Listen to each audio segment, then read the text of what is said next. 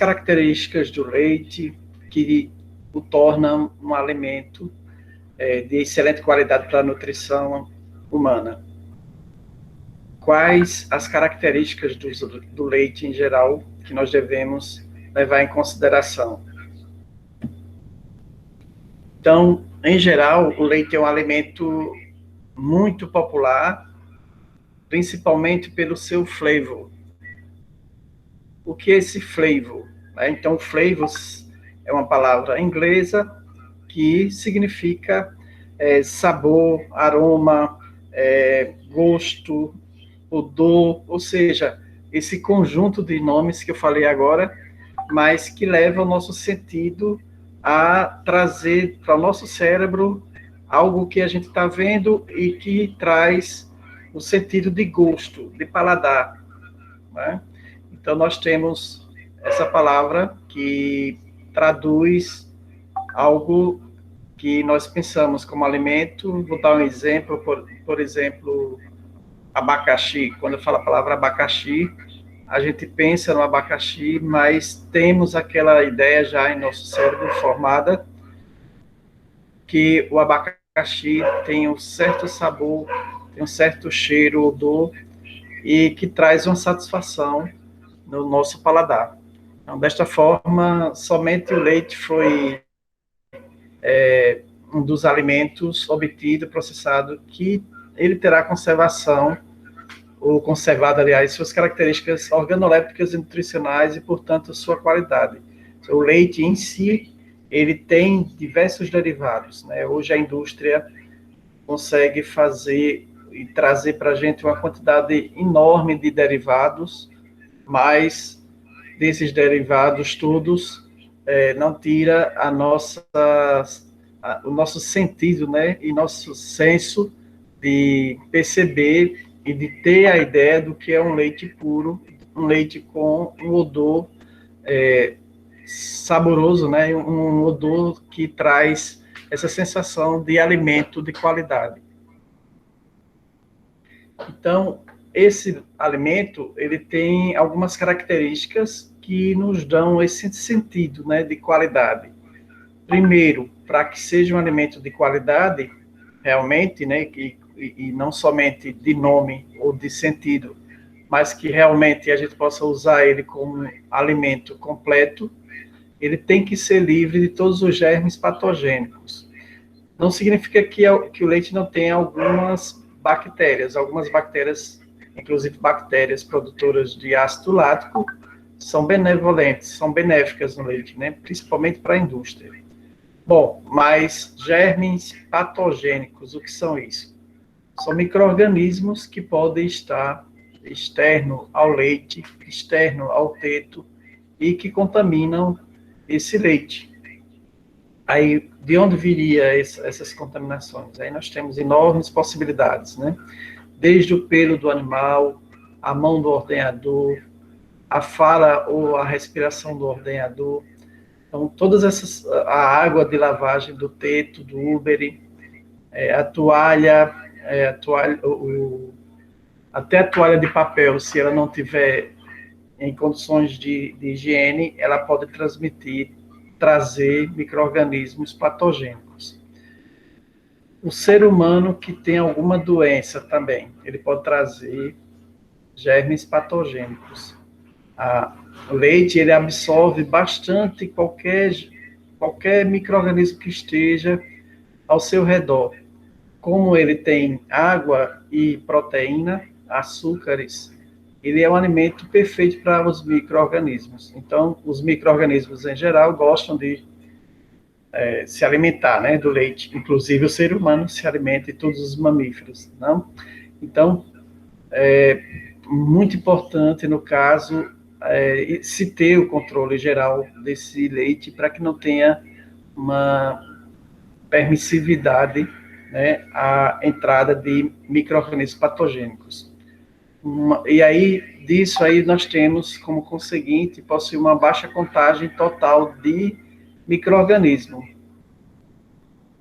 Então, nós temos alguns equipamentos hoje em dia que já dão uma contagem total resultado de contagem total de bactérias ou micro-organismos no leite. Então, ter uma baixa contagem de micro-organismos já é um ponto também positivo. Ser livre de sedimentos e matérias estranhas. Aí esses sedimentos também são diversos, né? Esses sedimentos podem ser areia, pode ser pelo, pode ser algo que não seja natural do leite, é matéria estranha. A gente não pode dizer que gordura do leite é uma matéria estranha, um sedimento estranho. O açúcar, ou a caseína, a lactose, não, isso não são estranhos ao leite, porque fazem parte da sua composição. Mas se eu tenho lá no leite, eu vou coar o leite e vejo que tem pedaços de folha, de madeira, pelo de animal, do rabo, da pele, de todo canto tem unha do ordenhador, cabelo do ordenhador, então isso aí são sedimentos estranhos que normalmente vêm completo de bactérias que vão ser colocadas aí naquele ambiente, que vão se reproduzir rapidamente e poderão acidificar o leite, né? Um outro ponto também é possuir sabor levemente adocicado e um flavor levemente aromático, livre de sabores e aromas estranhos. O leite ele tem um sabor e um aroma característico de leite, né? Inclusive nós, quando chegamos próximo a um leite azedo, a gente identifica rapidamente, porque o aroma do leite puro, ele não é aquele aroma ácido, né? Com cheiro de vinagre, nem com cheiro de coisa podre, nem com cheiro de ranço, de gordura apodrecida. O leite, ele tem um odor característico de leite. O leite cru tem um odor e o leite cozido tem outro odor. Mas a gente tem já no nosso cérebro essa informação e temos essas características já registradas de forma cerebral aqui. Quando a gente sinta esse calor, esse sabor característico, a gente já identifica rapidamente e pode fazer essa identificação para saber se ainda aquele leite ali é viável ou não. Um outro ponto é estar de acordo com os padrões legais para o mínimo de gordura, ou seja, nós temos normas, né, que são normalmente construídas pela Anvisa, dentro do Ministério da Agricultura também existem cientistas, normalmente são pessoas pesquisadoras da área e que vão denominar ou vão dar as diretrizes, né, de como deve ser a composição do leite para que seja um leite puro e que a gente tenha como padrão essas normas a nível de Brasil. Então, gordura, nós temos padronizado já a gordura para leite cru, a gordura para um leite desnatado e um leite integral. Então, nós temos isso padronizado em normas. Quantidade de sólidos totais, para que não tenha adição de massas, de farinhas, de vários produtos que existem por aí afora, colocados no leite, como fraude, né? E dessa forma a gente tenha uma quantidade de sólidos normais do leite no geral. A gente já viu na outra aula como é que a gente identifica quais são os componentes dos sólidos totais do leite. E nós temos também os sólidos desengordurados, que é aquele sólido retirando a gordura, e aí nós temos principalmente a lactose e os sais minerais. E temos também a proteína, a caseína. E também os padrões microbiológicos. Quantas bactérias por ml a gente pode ter, né? Já que nós temos no leite naturalmente uma quantidade enorme de bactérias láticas que são benéficas, que fazem parte dessa biota do leite. Então, quantos micro-organismos nós podemos ter por ml para que o leite seja considerado um leite bom, padronizado e um leite que não tenha contaminação? De outra forma, quando a gente fala também no odor, no flavor, a gente está falando em leite em seu estado normal, sem acidez, ou seja, um leite que não tem uma quantidade de micro-organismos que já alteraram a sua composição físico-química. Então, se o leite está ácido, ele teve uma alteração da sua composição físico-química.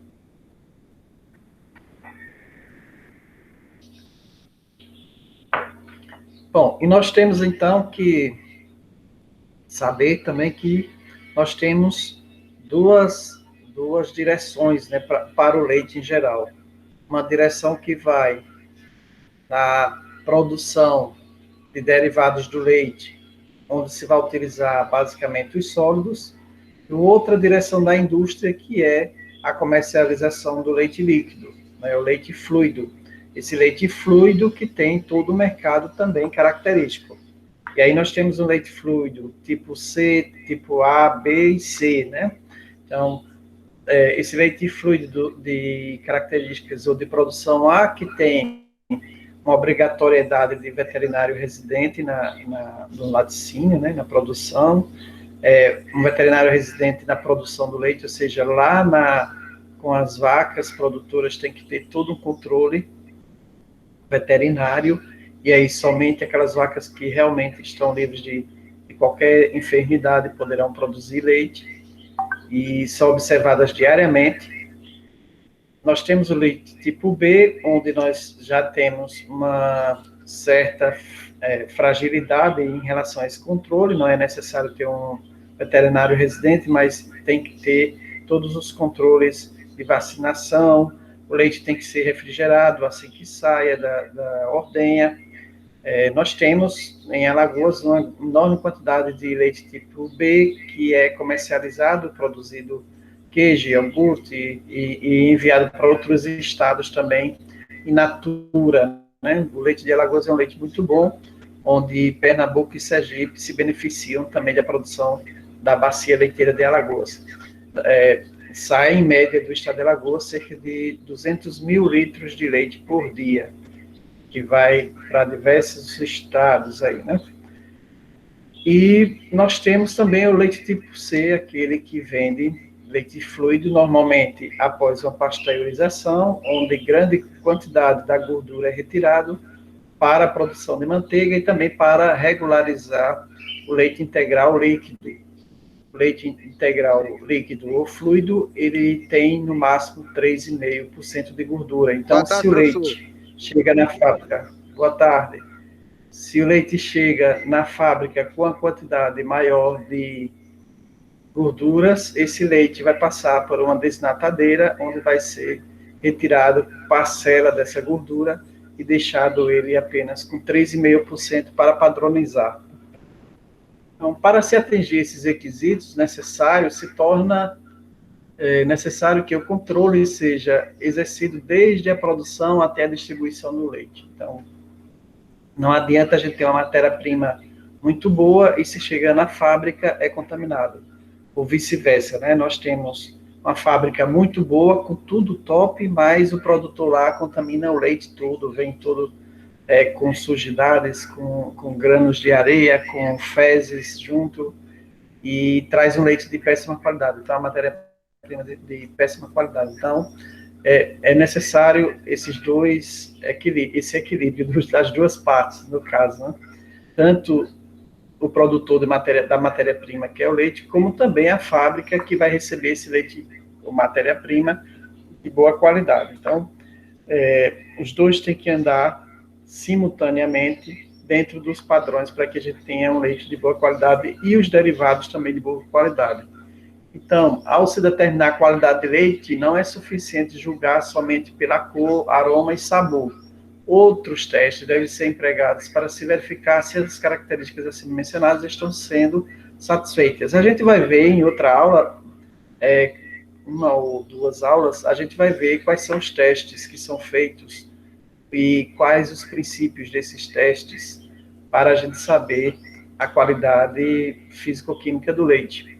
Existe também a qualidade microbiológica, em termos de micro-organismos patogênicos. A gente vai ver também, ter uma aula sobre microbiologia, e vamos ver quais os patógenos, né, quais são os micro-organismos patogênicos que podem estar no leite, e aqueles que não são patogênicos. Na fase de indústria, nós temos os micro-organismos que são benéficos para a industrialização do leite. Aí nós temos aí os micro-organismos que vão ser responsáveis pela produção de queijo, de iogurte, de bebida láctea, de cota, né? Toda essa produção, ela tem uma relação direta com a qualidade do leite e com os patógenos ou com os micro-organismos que vão estar nesse produto. Então, no controle da qualidade de leite, testes bacteriológicos, químicos e físicos devem ser empregados juntamente com os testes sensoriais, tanto para o leite cru como pasteurizado. O que são esses testes sensoriais? São os testes simples do observar, né? Vem o nosso senso padrão, né, que nós temos dos nossos sentidos. Então, ao abrir um balde de leite, a gente vai sentir o cheiro do leite cru e vai ter uma sensação, um senso crítico também formado. É claro que quanto mais a gente trabalhar com isso, mais a gente vai ter uma informação mais aguçada, né? Mas, no geral, uma pessoa, quando abre um latão, vai sentir o cheiro do leite, se ele está bom ou não. Então, isso já é um teste sensorial. Abrir o latão e sentir o odor do leite que está ali, leite cru, já é um dos testes. Então, a partir desse momento, quando você vê o leite, você já observa se esse leite está bom ou não. Se for um leite azedo, né, velho, ácido, você já observa rapidamente. Pelo odor, você já sabe, esse leite está azedo, esse leite não presta. E mesmo em casa, a gente faz sempre isso, né? Quando tem o leite, vai colocar para ferver, normalmente a gente dá uma cheiradinha para ver se o leite ainda está em condições de ir para o fogo ou já passou e não adianta mais porque vai perder até o gás, né? Então, alguns leites também, eles não estão ácidos, mas eles não têm uma integralidade, aliás, que faça com que ele mantenha aquela estrutura de leite fluido. Então, ele vai se precipitar, vai coagular, e aí vai ser um leite que não tem afinidade com a indústria. Então, o leite que tem afinidade com a indústria é aquele leite que mantém os seus padrões integrais, mesmo fluido. E quando passado o período de contaminação, de desenvolvimento das bactérias ou das culturas láticas, esse leite ele vai desenvolver um padrão de aglutinação da caseína que vai fazer com que seja uma massa constante, né, e lisa e que não produza tanto soro. Então, quando o leite ele vai coagular e vai produzir uma quantidade muito grande de soro, normalmente ele já tem uma grande quantidade de micro-organismos que degradaram a lactose, principalmente por parte da caseína, mas principalmente a lactose. Isso demonstra que o leite ou já passou do ponto, né, do período de ser trabalhado na indústria, ou ele já está ácido mesmo. Então, a questão de estar ácido é porque demorou muito e as bactérias consumiram muita lactose. Com isso, passou a ser um leite já ácido que nem sempre vai servir para a indústria. É claro que, dependendo do nível de acidez, dá para se trabalhar alguns produtos. Bom, vamos ver agora sobre coleta das amostras, né? Como é que a gente deve fazer para coletar essas amostras para saber sobre a qualidade do leite. Então, para que os resultados das determinações realizadas ao se examinar a qualidade do leite sejam significativos, é necessário que a amostra seja representativa.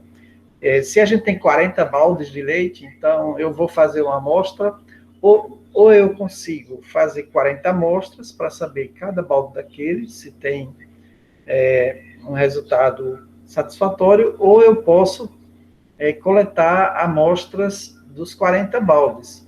Só se eu pego 1 litro de um balde, uma xícara de outro, um copo de outro, 50 ml de outro, uma conchinha de outro, uma colher de outro, então não existe uma probabilidade. Aquele que eu peguei 1 litro, ele vai estar mais representativo naquela amostra. Então, o correto é que eu tenha a mesma quantidade, seja colocado em um vasilhame só, único, se homogeneize, e depois da homogeneização eu vou coletar uma medida precisa que é suficiente para fazer as análises. Então, a representação das amostras, ela tem que ser em volume igual. Ela não pode ser completamente diferente. Uma outra questão também é sobre a estabilidade do leite, né? O leite, quando ele fica parado muito tempo em um único local, ele vai ter aquela precipitação das partículas mais pesadas e a elevação de outras partículas mais leves.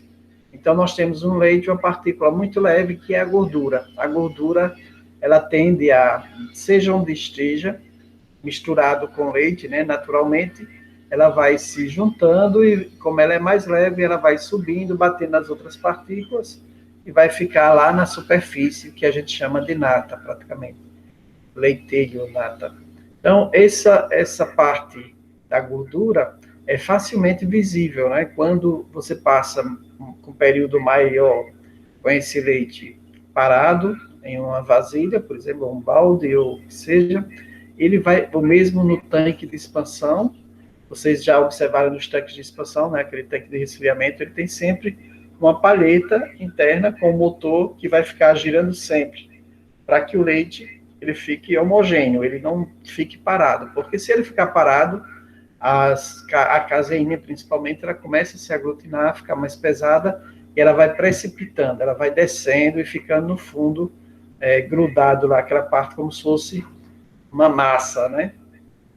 E a gordura vai ficando mais em cima. Com isso, vai ficando a parte mais aquosa, a parte formada pela água, e nós temos, então, aí precipitações de porções mais pesadas. Com isso, vai perdendo a qualidade do leite, porque ele vai perdendo a sua estrutura normal, sua estrutura fluida normal. Passa a ter uma estrutura mais suave, mais gordurosa em cima, e uma parte mais pesada, mais resistente, mais gelatinosa da caseína, que vai se precipitando. Então, com isso, o leite perde suas características normais. Então, o leite, ele para ter suas características normais, ele tem que estar sempre sendo homogeneizado. Então, a homogeneização seria sempre uma das principais ou primeiras atividades assim que se recebe o leite, né?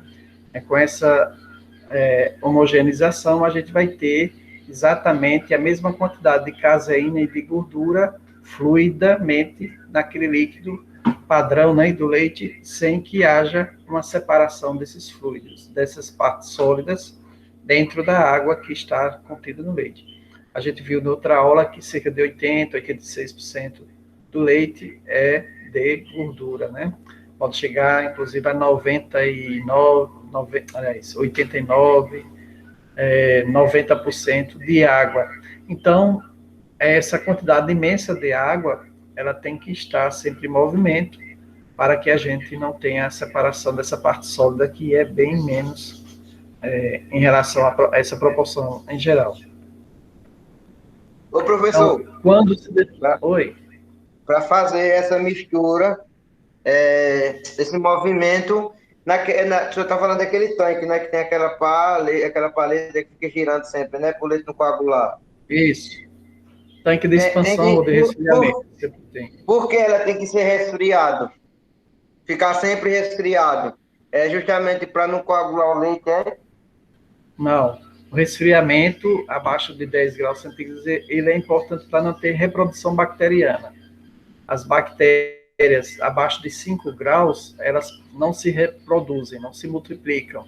Quando você tem uma temperatura acima de 10, 16 graus, as bactérias, uma grande quantidade, já começa a se multiplicar.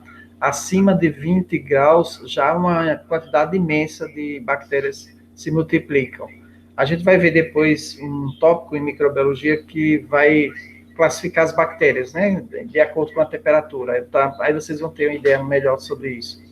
Mas o resfriamento não é por essa questão de homogeneização.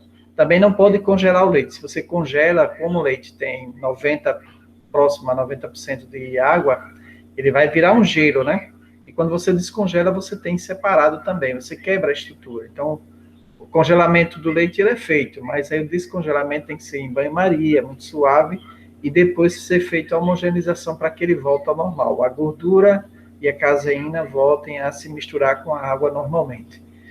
Então, esse movimento dentro do tanque de expansão, ou mesmo quando se chega na usina, esse leite ele é jogado, é despejado, né? Inclusive assim, meio de alta, se for em baldes, né? Com uma certa altura, para que ele tenha uma mistura, tá? Se são vasilhas pequenas, normalmente ele é misturado ou colocado de uma vasilha para outra, porque nessa colocação, nessa mudança de vasilha, já vai fazer com que haja uma mexida, né? Um movimento que vai fazer com que essas partículas se homogeneizem. Quando se deseja compor uma única amostra de leite, provindo de uma mesma propriedade, mas contida em diversos recipientes, deve-se retirar amostras proporcionais aos volumes do leite em cada um dos recipientes, para então juntá-las em uma única amostra. Ou seja, se você quer fazer a amostragem do leite da fazenda São Judas Tadeu, e lá tem 40 latões, então, para não fazer 40 amostras, a gente pode tirar 100 ml, por exemplo, de cada latão. Nós vamos ter, então, 4.000 ml, e a gente mistura, e dessa amostra aí a gente vai fazer as análises. É claro que alguns latões podem ter uma quantidade de acidez bem maior do que outras, mas aí, quando se mistura, a gente vai ter uma média. O ideal seria fazer por latão, realmente, 40 amostras, a gente ter ideia. Se cada latão daquele tiver sido tirado de uma vaca diferente, 40 vacas, cada um tem o seu latão, seria o ideal, porque a gente iria ter uma amostragem por animal, né? Inclusive, se tiver acidez, a gente pode observar também grumos, pode observar, poderia observar sangue no leite também. Então, tem várias questões que a gente pode observar no leite que está relacionada diretamente à saúde do animal. E com essa amostra por animal, a gente teria condições de estar observando a procedência, né, do leite e a relação desse animal com sua saúde. Então, dentro da propriedade, é importante o produtor fazer, de vez em quando, né, aquele teste da caneca, porque já sabe se tem mastite ou não. Todo mundo conhece, né, o teste da caneca. Você tira o leite, o jato de leite numa caneca com fundo preto, e se tiver mastite, vai ficar uns grumos, né? Uns bolinhos como se fosse farinha, no fundo da caneca. Então, isso mostra que a vaca já está com estágio de mastite avançado, né? Esse não é o ideal. O ideal é que a gente faça análises de células somáticas, porque aí vai prever, antes que os tetos do animal esteja com infecção pós-clínica, né, nós tínhamos um resultado pré-clínico. Aquilo que a gente não observa ainda, o leite está normal, mas o animal já está com a infecção se alastrando pelo teto. Então, os testes de células somáticas, eles vão dar um aviso antecipado para que a gente trate o animal. Então, esses testes e essas análises e observações, eles podem ser feitos a nível de produtor, animal por animal, que é o ideal, ou pode ser, no caso, feito com a indústria, já é um resultado muito aleatório, né? Inclusive, quando chega na fábrica, que vai ser feito análise de um caminhão daquele de leite com 10.000 litros de leite, não se sabe exatamente a procedência, qual o animal, qual a fazenda, às vezes mistura várias fazendas.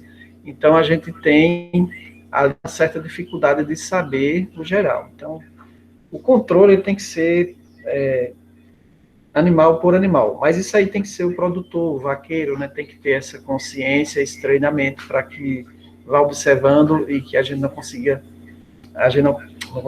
consiga não perder nenhum animal, né?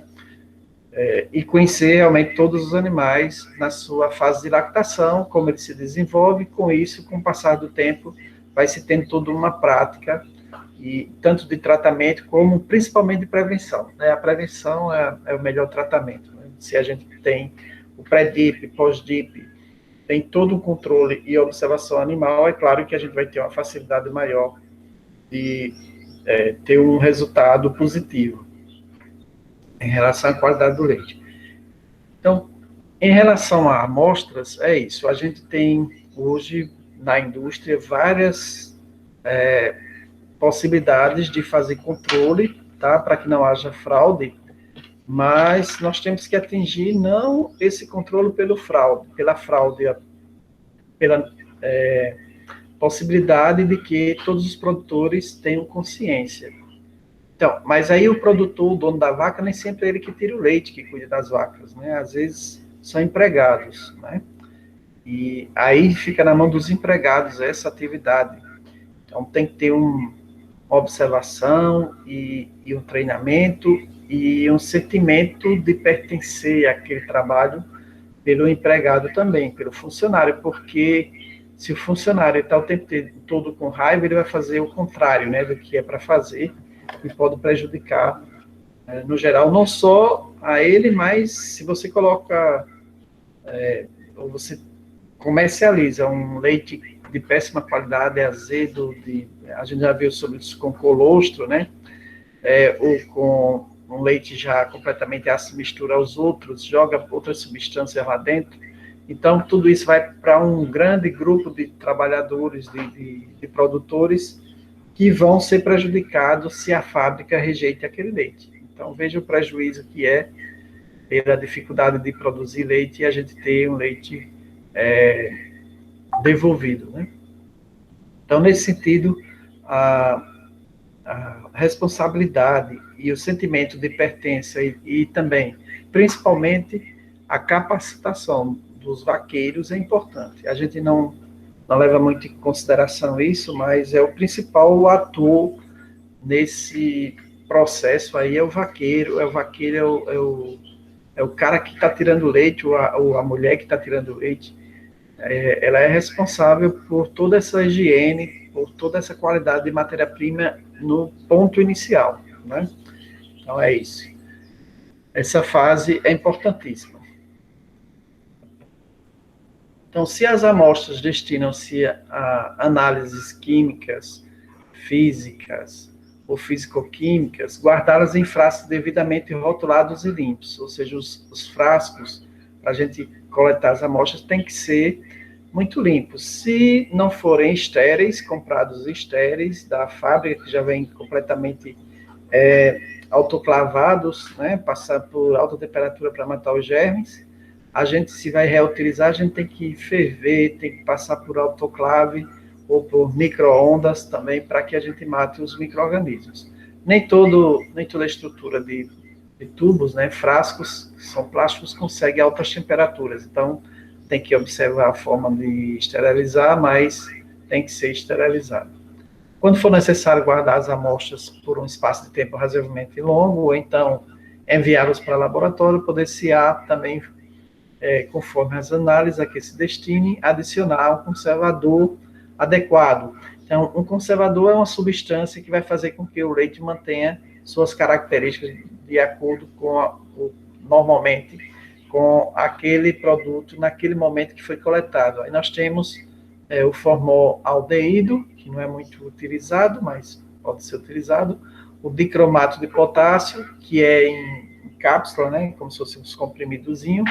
Então você coloca, agita o leite, e aí essa substância vai fazer com que as características dele permaneçam daquela forma até chegar no laboratório.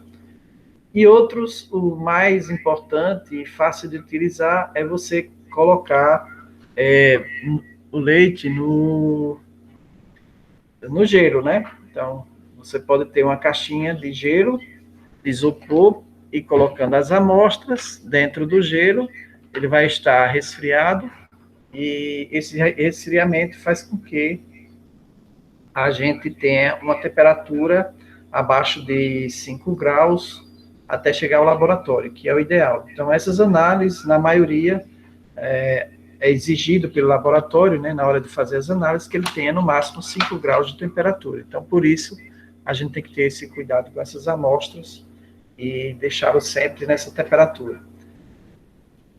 Bom, outra questão do rótulo, quando a gente coloca no gelo, né, é muito difícil. A gente coloca antigamente se colocava muito aquelas etiquetas no papel. E quando chega no laboratório, está tudo solto, a água vai soltando e borra tudo.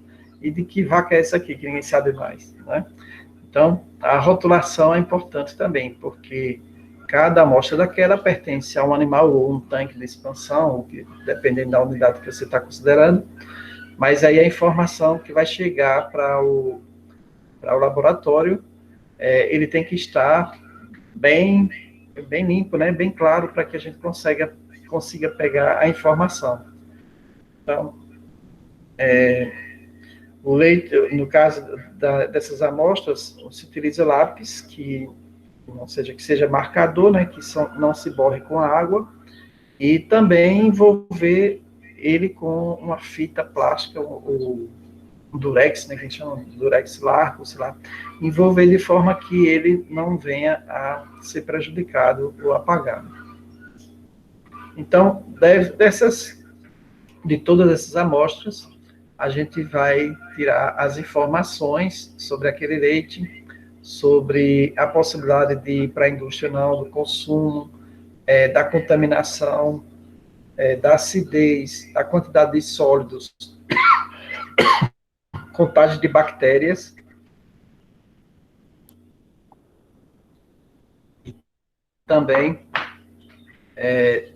sobre a higiene, né? Essa informação sobre a higiene a gente também tem como tirar resultados. Uma outra questão é sobre a intervenção do homem, né? No caso aí negativamente, colocando substâncias para fraudar o leite. Ou seja, pode ser que o leite estivesse já ácido e colocar alguma substância básica para diminuir a acidez e passar na fábrica.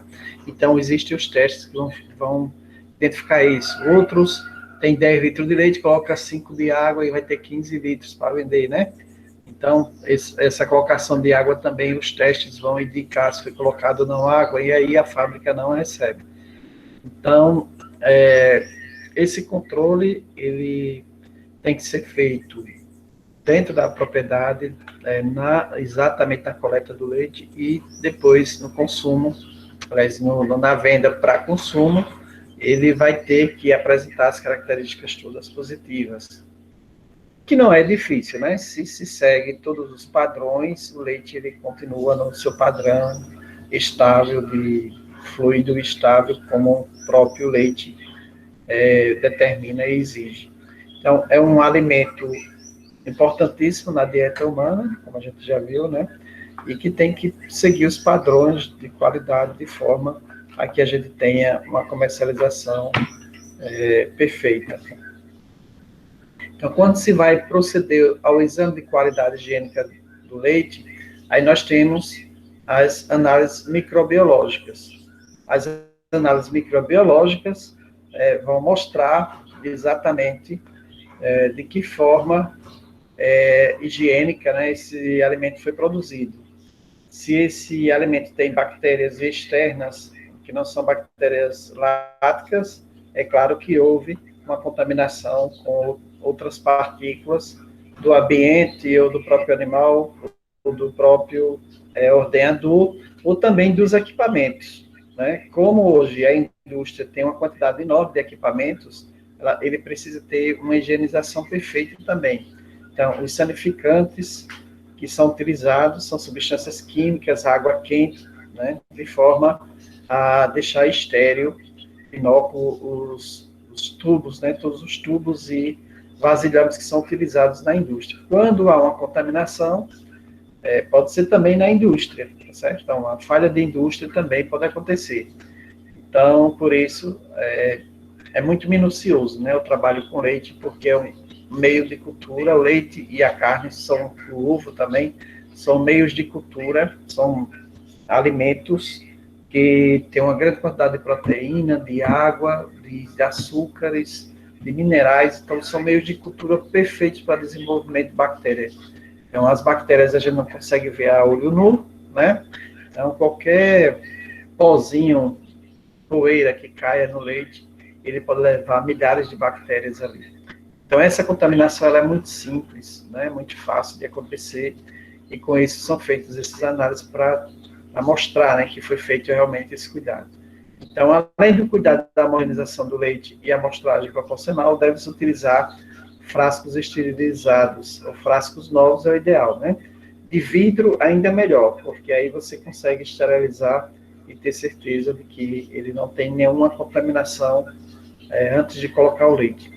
Neste caso, de modo algum, adicionar conservante às amostras e mantê-las sob refrigeração maior do que 5 graus centígrados até o momento da análise. Eu já falei antes, né?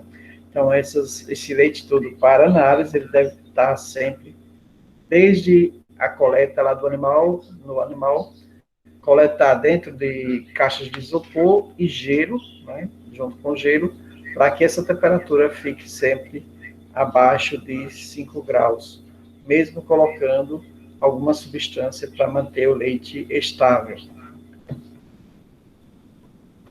Bom, as análises organolépticas são análises que a gente já falou um pouquinho sobre flavor, né? Então, as propriedades organolépticas são aquelas propriedades que dão as características de tudo que a gente vai sentir em relação àquele produto e as informações que são levadas para o nosso cérebro, para que a gente registre essas informações e a gente tenha um sentido, né, do sabor, do gosto daquele alimento. Então, essas propriedades organolépticas nós vamos considerar o olfato, a visão, o tato, o olfato, o palato, né, o paladar. Então, todas essas informações juntas, nós temos, então, uma informação geral do produto. E aí nós chamamos de propriedades organolépticas.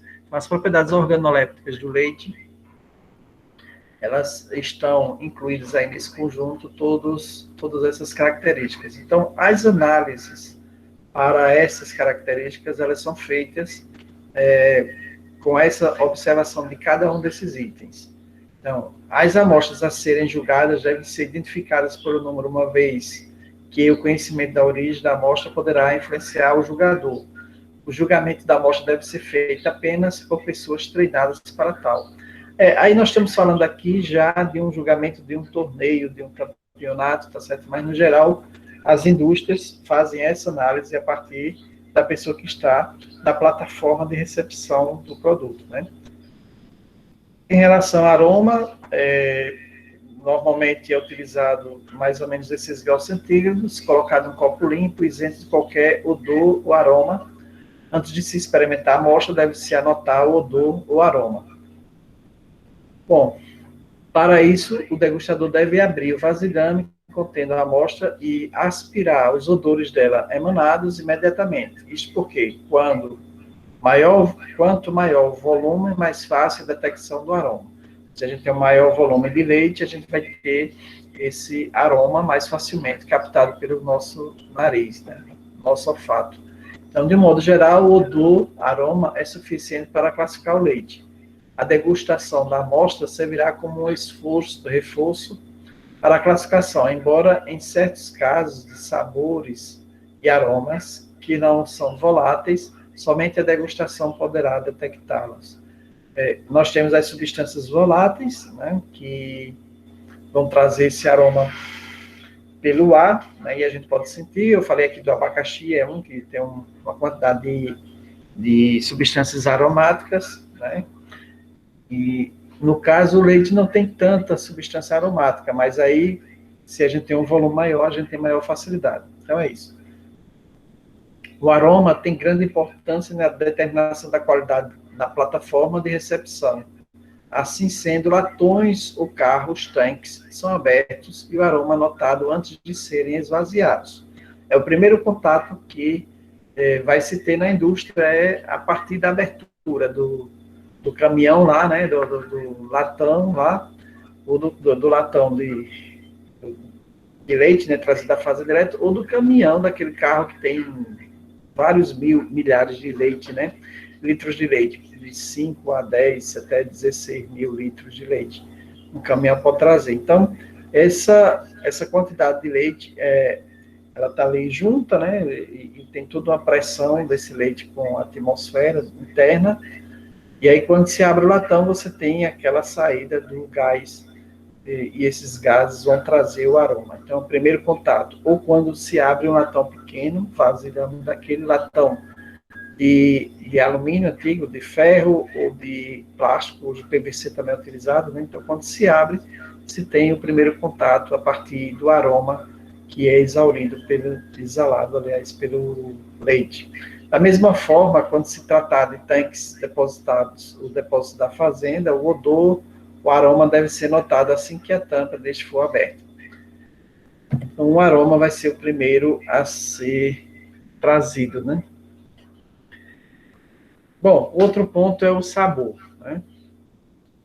O sabor do leite pode ser influenciado, em geral, por 5 fatores: estado de saúde do animal, alimentos consumidos, ou seja, o estado de saúde do animal. Se o animal tiver mastite, né, ele vai ter um leite com sabor diferenciado, né? Meio azedo, amargo. Alimentos consumidos, alguns alimentos modificam um pouco o sabor do leite. Ação bacteriana, se as bactérias já se multiplicaram e destruíram parte da lactose, essa lactose é transformada em ácido, e esse ácido, de acordo com o tipo de bactéria, né, de qual gênero e espécie, vai ter um sabor diferenciado também.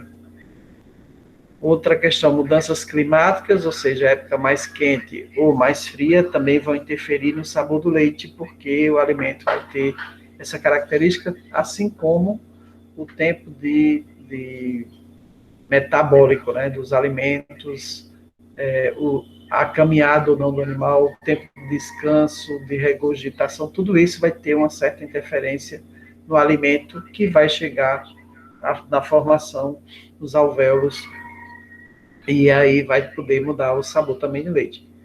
A absorção de sabores estranhos durante ou após a ordenha também, né? O leite, ele é uma substância que absorve facilmente odores, né? Odores que estejam ao redor. Então, esses odores podem interferir no sabor, né? Se você está trabalhando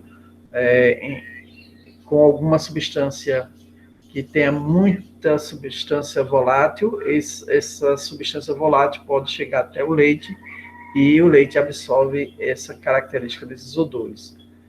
Muita pesquisa tem sido feita para se determinar as principais causas responsáveis pelos sabores do leite, mas nenhuma delas chegou a uma definição específica para todos os sabores. Então, nós temos algumas questões também em relação à alimentação que são muito fortes, né? A alimentação do inverno, com maior quantidade de água, inverno para a gente, verão para o Sudeste Sul, então, com maior quantidade de água, determina um sabor mais de mato verde, né? Um sabor mais aguado do leite. E durante o verão, durante a estação mais seca, a gente sabe que uma maior quantidade de fibras, menos água, faz com que tenha um leite mais gorduroso, mais adocicado. Então, as características do leite, elas são trazidas aí muito influenciadas pela alimentação, né? Então, os alimentos consumidos, os momentos, a temperatura ambiente, tudo isso vai ter interferência no sabor do leite. Bom, em relação às substâncias ou sabores estranhos, aí existem principalmente aqueles produtos que podem estar presentes na hora da ordenha, né? De sabores estranhos, como se utiliza muito spray, lepside, aquele para mata bicheira, tal. Então, aqueles sprays, se são utilizados próximo ao leite, esse leite vai absorver aquele sabor, aquele cheiro, e vai ficar impregnado no leite, que vai mudar o sabor do leite. Pode prejudicar cheiro de querosene, de gasolina, de madeira, de coisas podres, né? Frutas, ou mesmo esterco podre próximo à retirada do leite, a área de ordenha, pode levar esses odores e modificar o sabor e odor também do leite. Então, muito cuidado.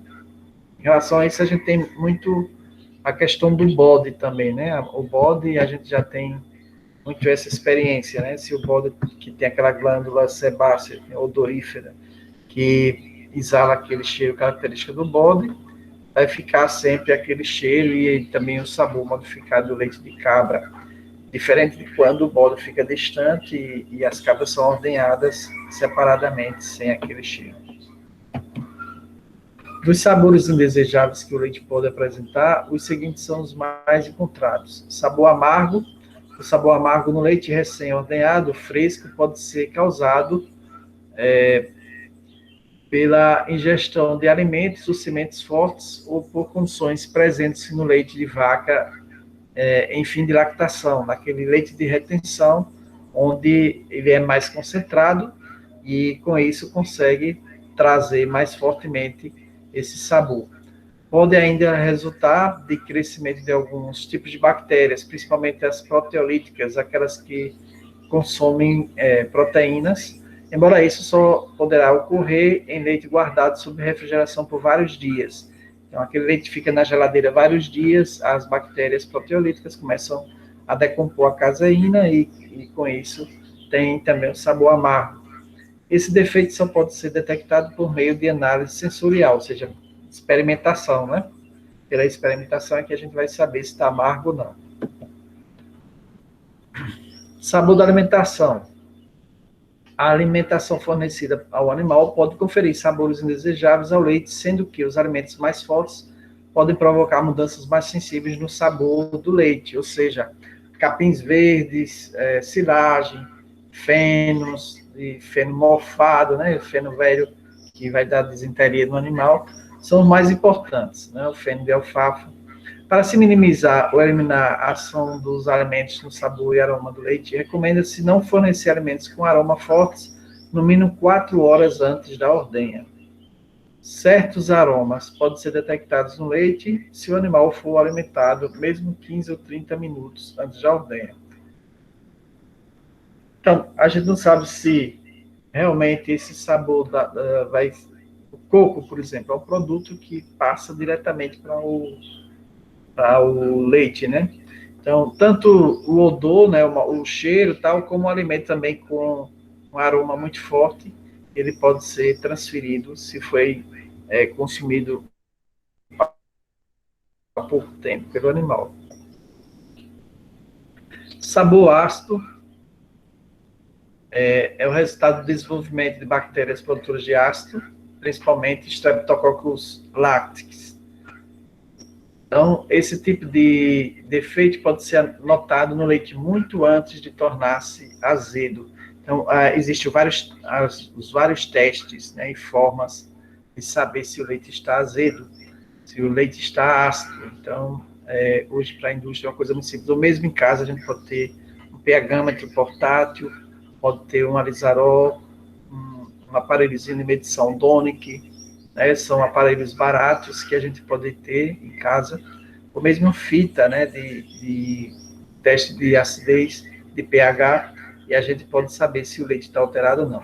Então, o leite pode adquirir sabor azedo, mesmo quando somente uma pequena quantidade de leite azedo for misturado com leite normal, muito embora a acidez possa estar dentro da faixa normal. Então, acontece isso muito, né? Às vezes o leite, ele tem uma quantidade muito grande, completamente boa, mas aí chega um produtor com leite azedo e é jogado dentro daquele tanque de expansão, porque ele é amigo do presidente da associação, ou é uma pessoa muito boa, mas trouxe o leite azedo e joga ali dentro, e aquele leite azedo, ele vai trazer uma grande quantidade de bactérias e de ácido que vai alterar o geral, o grosso, né? E mesmo esse leite no geral, ele não estando detectável pelos testes de acidez, mas aquele odor, aquele sabor amargo, ele vai dar uma mexida, né, nesse leite e pode vir a prejudicar futuramente. Principalmente quando começa o processo de aquecimento do leite, né? O leite ele vai para a fábrica e vai ser coletado congelado, resfriado, mas na indústria ele vai ter que passar por processos de aquecimento, e quando vai passar por esse processo de aquecimento, essas bactérias elas vão ficar bem agitadas aí e vão trazer um desenvolvimento ou mesmo a acidez a ser mostrada. E no sabor do leite, aquele leite que já era amargo, ele não vai deixar de ser amargo, as suas partículas de caseína vão estar distribuídas e com isso vai alterar o sabor do leite. Então, uma vez o leite azedo, por isso existe para cada animal, né, se existisse um controle, ou pelo menos observação do iodoso e tudo mais, ou de cada latão, seria mais fácil na indústria, mas a indústria recebe uma quantidade grande de leite já misturado, às vezes, em muitos produtores. Então, com isso, fica muito difícil de identificar quem colocou aquele leite azedo. Então, se há uma possibilidade de verificação por menores quantidades, melhor. E quando vai de tetos automáticos direto para o, né, por aqueles tubos, direto para o tanque. Então, é importante, no caso, o ordenhador observar antes de fazer a ordenha se o animal está com leite com problema. Ou se, normalmente acontece com produtores que deixam de um dia para o outro, ou que demora muito para entregar, para resfriar. Então, esse leite vai ficar ácido e ter problema. Né? Então, se não tem condições de resfriar o leite com temperaturas abaixo de 10 graus centígrados, possivelmente esse leite ele vai ter dificuldades de chegar com sua boa qualidade. Então, os leites que são ordenhados, de vacas que são ordenhadas, é deixado no Natal, no sol, esperando o carro passar. Esse leite, depois de 3 horas, ele já começa a ter uma multiplicação muito alta de bactérias, uma acidificação muito rápida. Né? E às vezes o carro do leite só passa lá para meio-dia, 3 horas da tarde, e o animal foi ordenhado de 7 da manhã. Então, esse tempo aí faz com que tenha um ácido vendido, não é mais um leite, é um leite completamente alterado, e existe muito. E vai para o tanque grande, né, do carro, que vai para a indústria, e chega na indústria para que haja uma possibilidade de aceitar esse leite, às vezes é adulterado, colocado substâncias químicas, como o peróxido, né, de hidrogênio, que a gente viu que é tóxico, e vários outros produtos que são utilizados para diminuição da acidez, para mascarar, né, essa acidez, e com isso a gente tem um produto de péssima qualidade que pode trazer irritações gastrointestinais para os consumidores. Outra questão que pode também levar ao cheiro e o sabor é o feno mofado, né? Esse tipo de sabor pode aparecer pela absorção direta pelo leite.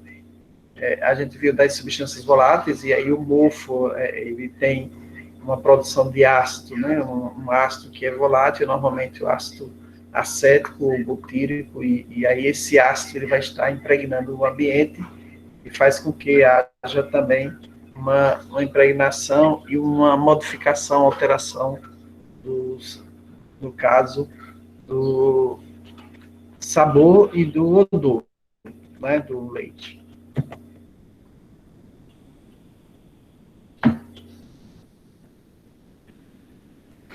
Bom, um outro ponto seria sabor rançoso.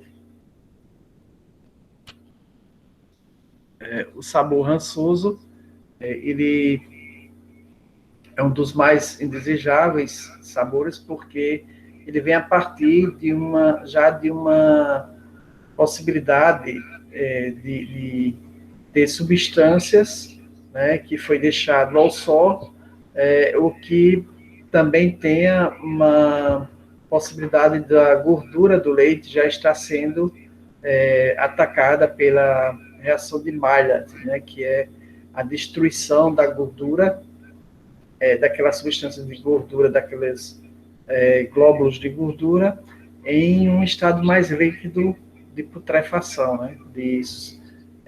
Como se fosse uma transferência, né? Uma transição, aliás, dessa substância gordurosa, ácido graxo, em algo mais aquoso, né? Uma quebra das moléculas de gordura. Uma outra questão também é a luz, né, nos balcões de supermercado também, que pode fazer com que essa luz interfira nas moléculas do leite e venha alterar. Outra questão também nos latões, o ferro, o cobre, também contribui para o aparecimento do sabor de ranço, né? Aqueles latões que são de ferro ou de cobre com alta temperatura, principalmente do sol, quando ficam expostos, eles vão estar soltando moléculas de ferro ou de cobre, e esse contato vai fazendo com que haja também uma destruição do leite, das moléculas normais do leite. Esse tipo de defeito é apresentado eles podem ter também uma relação direta na oxidação, né, ou na produção de algumas enzimas, né, essas enzimas, principalmente a lipase, que vão agir em cima da gordura, né, dos lipídios, podem trazer, dessa forma, a destruição da molécula de gordura, e aí nós vamos ter exatamente essas reações de Maillard. E, com isso, a destruição da gordura, ela traz um sabor bem amargo mesmo, um sabor insuportável ao nosso paladar. Então, é um defeito mais comum durante o inverno, o do inverno, aqui se falando do sul, que está mais seco, e aqui para a gente mais no verão, né, de outubro até abril, quando o rebanho recebe mais alimentos secos e leite, e em leite de animais em adiantado estágio de lactação, quando nós temos já aquele leite de retenção. Então, isso vai favorecer o desenvolvimento desse tipo de ranço, porque existe uma forte agitação, né, do leite levemente aquecido, em presença do ar, provocando a formação da espuma.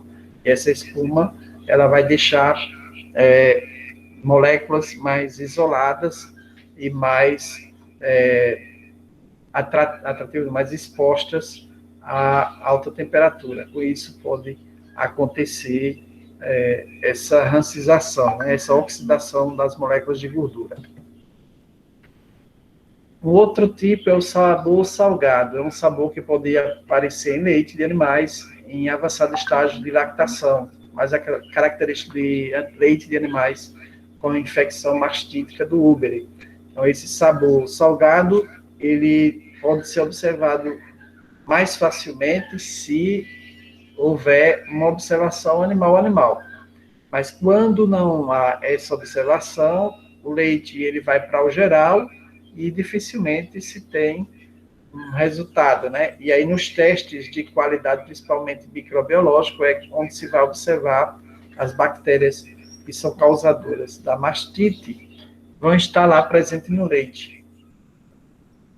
E o sabor de queimado, cook flavor, no caso, é resultado do aquecimento feito na pasteurização, né? Quando há um erro na pasteurização, principalmente aquelas caixas Tetra Pak, que para chegar a 118 graus, e às vezes o equipamento ele supera essa temperatura e começa a queimar a lactose, né? A dar um sabor de queimado, de leite que passou do ponto na panela, mas na verdade não foi na panela, foi no pasteurizador.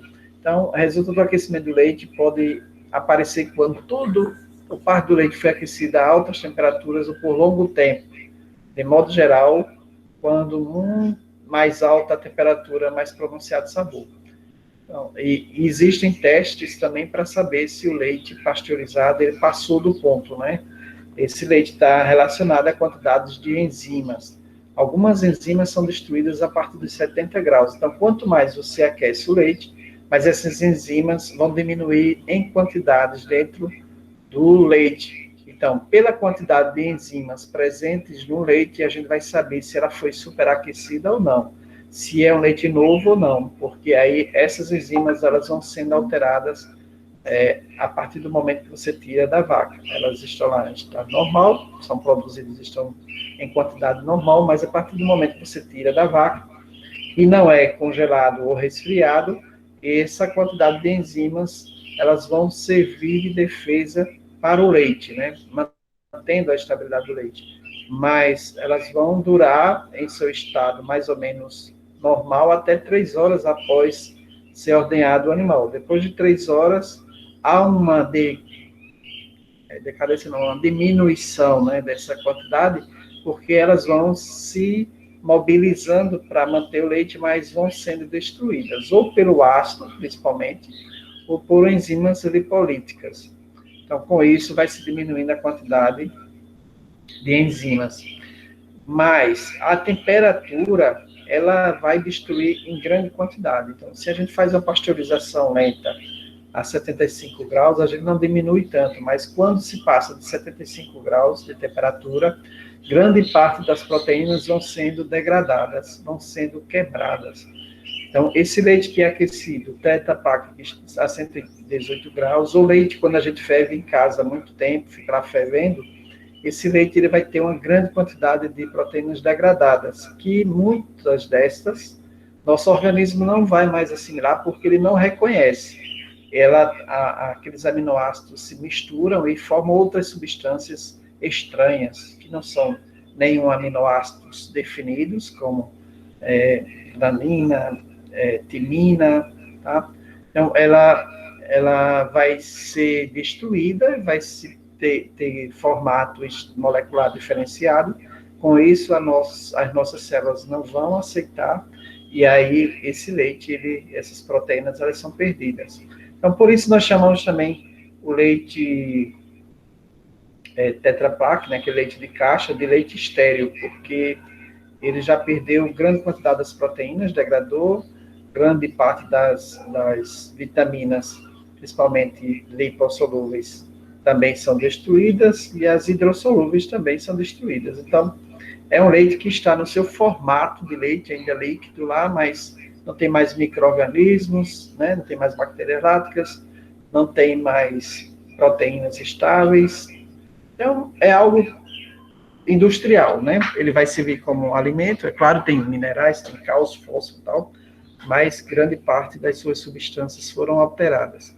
Então, e a esterilização é chamada porque ele mata completamente todos os micro-organismos, mas aí altera também a estrutura físico-química do leite. Então, esse tipo de leite é o mais comercializado hoje em dia, né? Inclusive, a gente paga mais pela embalagem do que pelo leite. A gente vai ver o leite, o produtor está recebendo R$1,50, o leite custa R$5, R$6, R$6 está no supermercado de vocês acima, né? Você encontra o supermercado vendendo a R$7 o litro. Então, praticamente a gente está dando dinheiro para o supermercado e para o dono da embalagem de Tetra Pak, não para o produtor de leite. Então, outros sabores metálicos, resíduos de agentes sanificantes, spray contra mosca, né? Aquele Repside, tintas, etc., pode tornar o leite indesejável, porque o leite absorve esses odores também, né? E se tiver uma mistura ou contaminação qualquer, esse sabor o leite absorve rapidamente. Então, o leite é um produto que absorve odores e sabores facilmente. Você tem que estar trabalhando em um local onde seja inerte e sanificado, mas sem fortes odores, né? Jogar um monte de água sanitária, lavar a panela com água sanitária e tal, e colocar o leite, perder o leite, porque aquele sabor vai ficar no leite e aí não vai ser um produto de boa qualidade. Alguma pergunta, pessoal, até aqui? Professor, em relação ao leite de caixinha, o senhor falando que ele tem minerais, vitaminas, mas essas vitaminas, elas não são comparadas ao leite, no caso esse que a gente compra na porta, né? Porque, pelo que eu entendi, aí, esse leite de caixinha, ele tem só o nome leite. É o leite estéril, né? É claro que o leite que a gente compra na porta, ele cru, o ideal é que nós tomássemos o leite cru. Não vamos dizer depois que eu estou mandando tomar leite cru, viu? Mas o leite cru, aquele que o bezerro toma direto no peito, no teto, né, da vaca, é o leite perfeito, né? Fora aquilo lá, a gente vai alterar quando a gente faz pasteurização ou ferve, principalmente quando a gente ferve, a gente altera completamente o leite. As proteínas, principalmente a caseína, e várias outras proteínas que nós chamamos de lactoalbumina, albumina. Então, essas proteínas, a partir do momento que você passa dos 75 graus, elas começam a ser desintegradas. Então, parte delas, como aminoácidos ou outras substâncias, elas vão ser assimiladas pelo nosso organismo.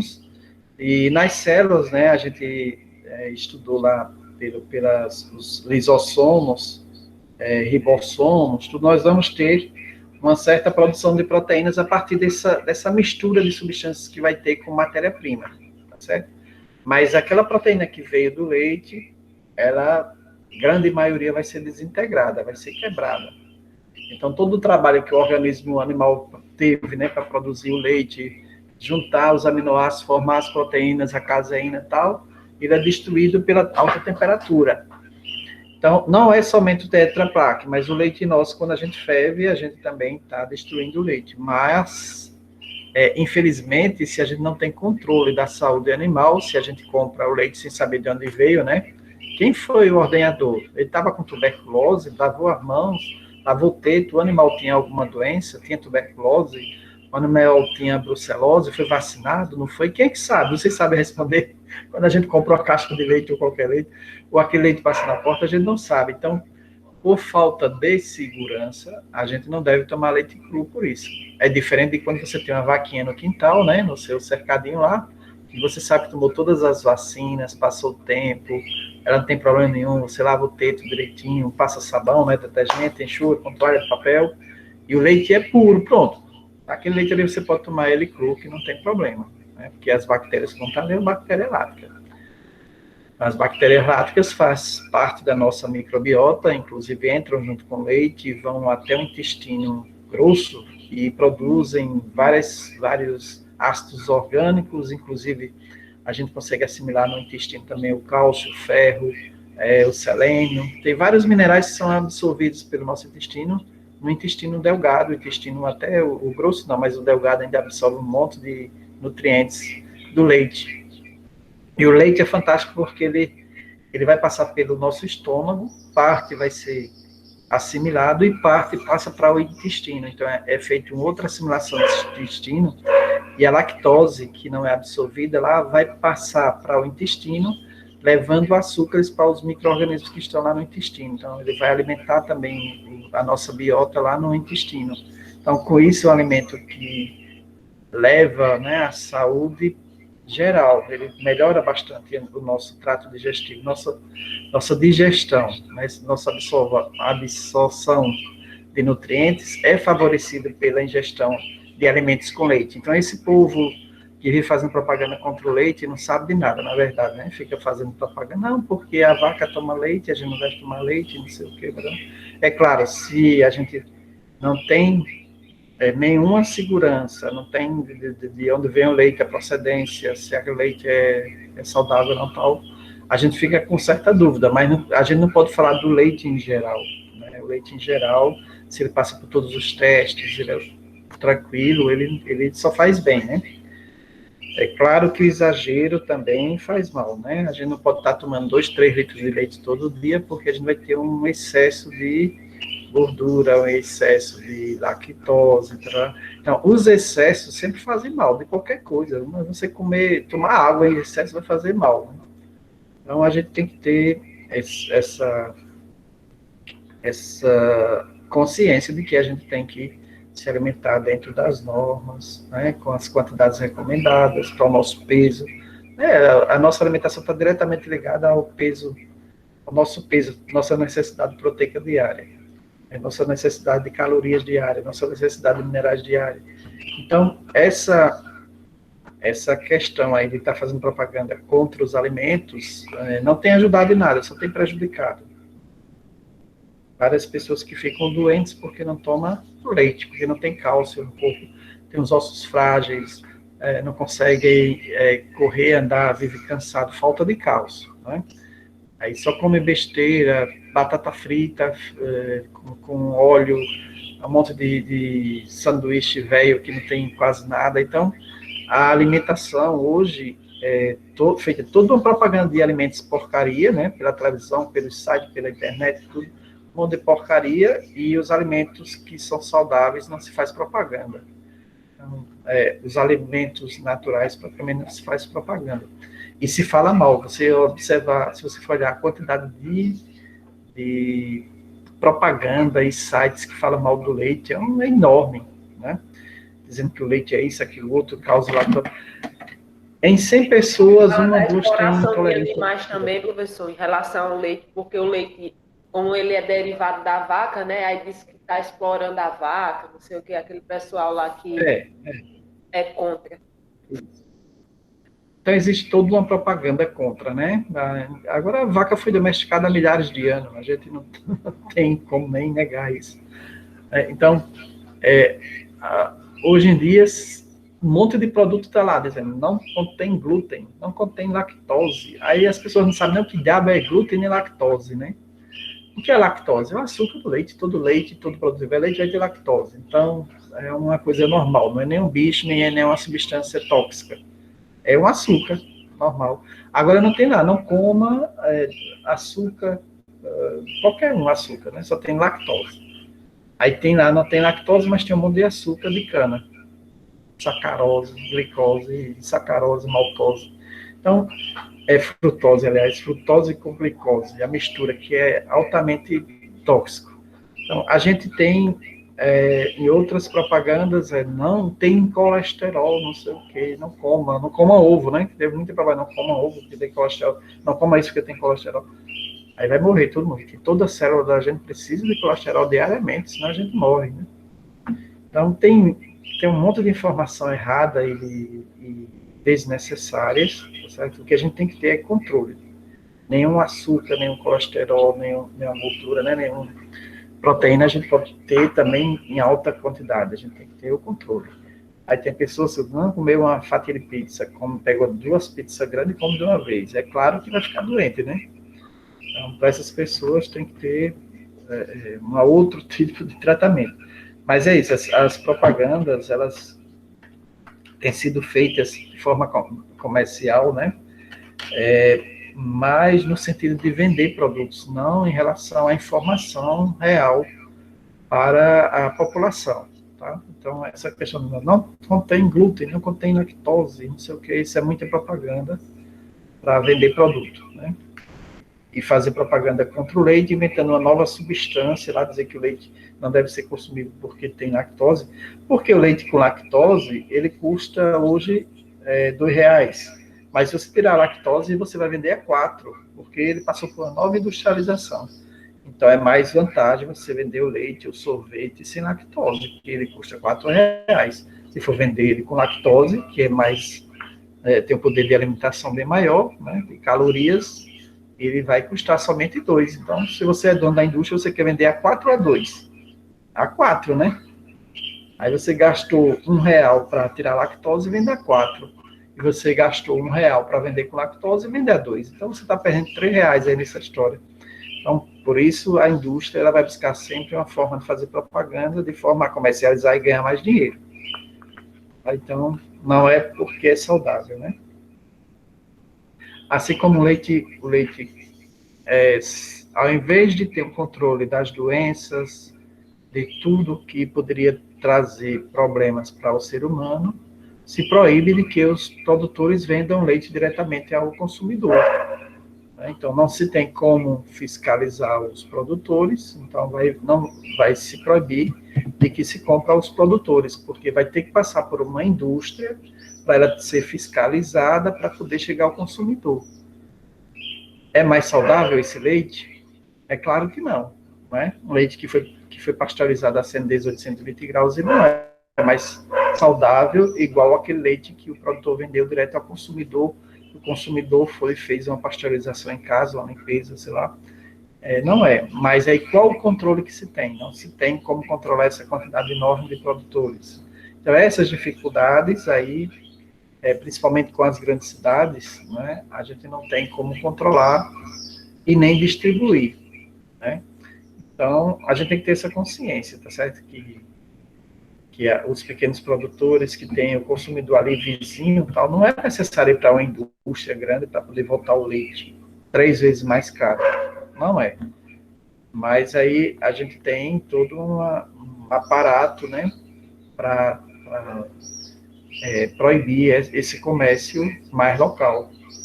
Então, Minas Gerais tem um queijo que é autorizado, queijo com leite cru, né, e tem os consumidores próprios, porque existe, para esses produtores, todo o controle das vacas, com o veterinário responsável, com o zootecnista. Então, essas vacas, elas têm todo o controle de doenças, e, no caso, o leite é produzido cru, é vendido leite tipo A.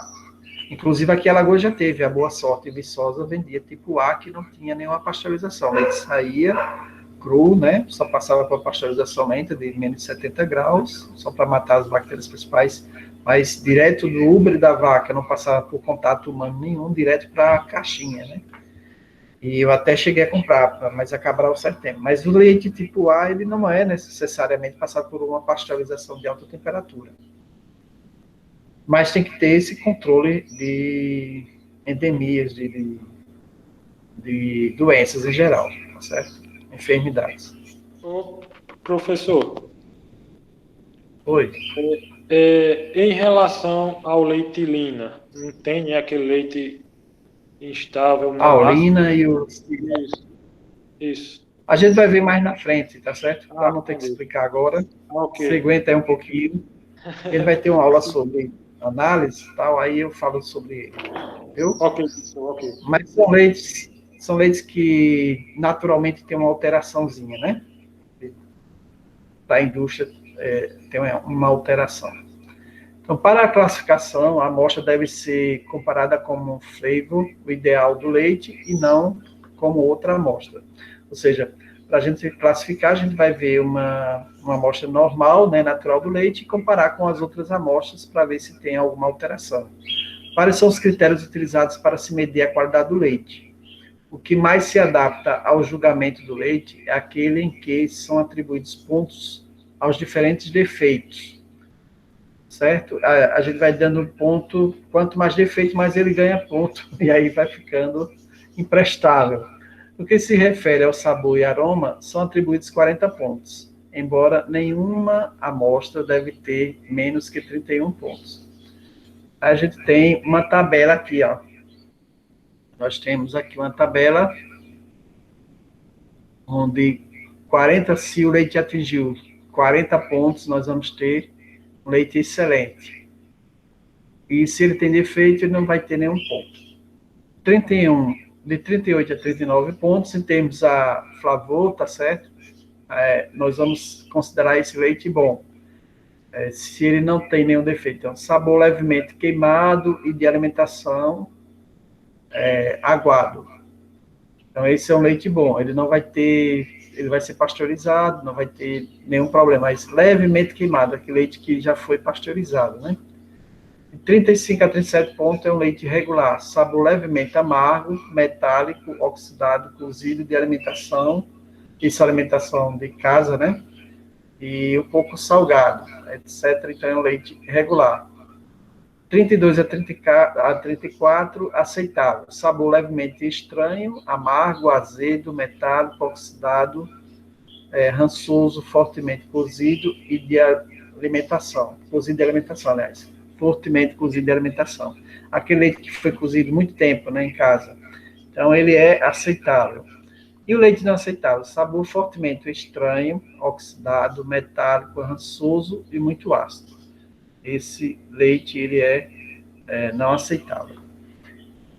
Então, esses padrões aqui, essa tabela, ele vai trazendo os padrões de flavor, né, que nós temos, mais ou menos alguns pontos, para que se pontue o leite de acordo com a observação e aí, com isso, faça a classificação.